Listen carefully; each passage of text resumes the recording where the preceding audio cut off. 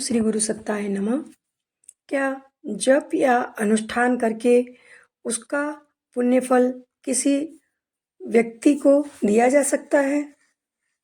इसके लिए हमारा ऑडियो अवश्य सुने।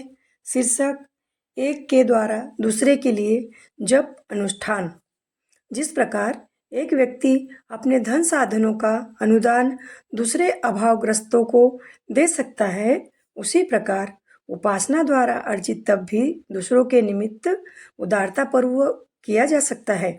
इसी प्रकार तप देने वाले को का जो कोष खाली होता है, वह बदले में मिलने वाले पुण्य से फिर भर जाता है। दानी को पुण्य मिलता है। इस प्रकार वह एक वस्तु देकर दूसरी प्राप्त कर लेता है और घाटे में नहीं रहता। कष्ट पीड़ितों की व्यथा हरने वाला कोई व्यक्ति सत प्रयत्नों को सफल बनाने के लिए अपने जप तप का दान देता रहे तो उसकी यह परमार्थ परायणता आत्मोन्नति में बाधक नहीं, सहायक ही सिद्ध होगी। वरदान आशीर्वाद देने की परंपरा यही है। इसमें इतना ही ध्यान रखा जाए कि मात्र औचित्य को ही सहयोग दिया जाए। अनाचार को परिपुष्ट करने के लिए अपनाई गई उदारता भी प्रकारांत से स्वयं अनाचार करने की तरह ही पाप कर्म बन जाती है।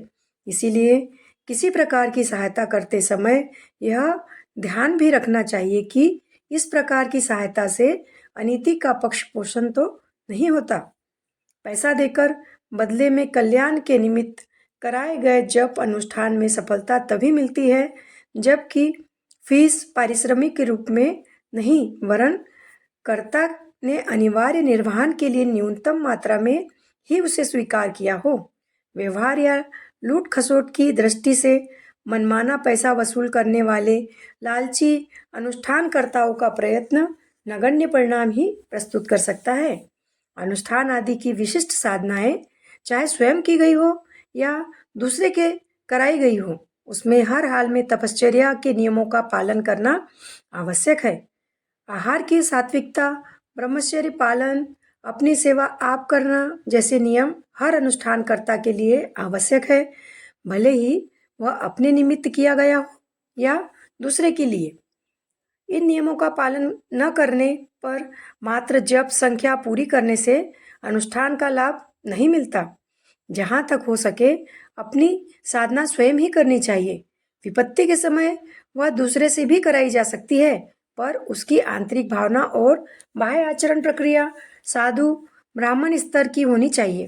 प्राचीन काल में ऐसे कृत्यों के लिए ब्राह्मण वर्ग के लोगों को ही महत्व दिया जाता था।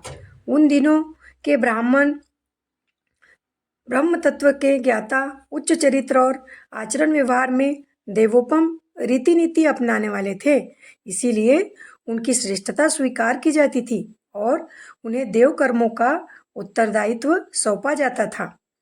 स्वभाव की कसौटी पर भी अपने स्तर के अनुरूप खरे उतरते हो। विशिष्टता न रहने पर भी विशिष्ट स्तर एवं विशेष अधिकार भी नहीं रहता।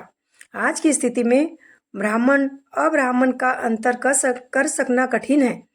वंश और वेश की प्रभुता प्राचीन काल में भी अमान्य थी और आज भी अमान्य ही रहेगी। जहाँ तक अनुष्ठान का उससे संबंधित यज्ञादि कर्मों का संबंध है, उसे स्वयं ही करना सर्वोत्तम है। यदि दूसरे से कराना हो तो वंश वेश को महत्व न देकर उसे किसी चरित्रवान, निर्लोभ, निष्ठावान साधक प्रकृति के व्यक्ति से ही उसे कराना चाहिए। ऐसा व्यक्ति किस वंश या किस कुल का है, इसका महत्व नहीं है। शीर्षक समाप्त। धन्यवाद।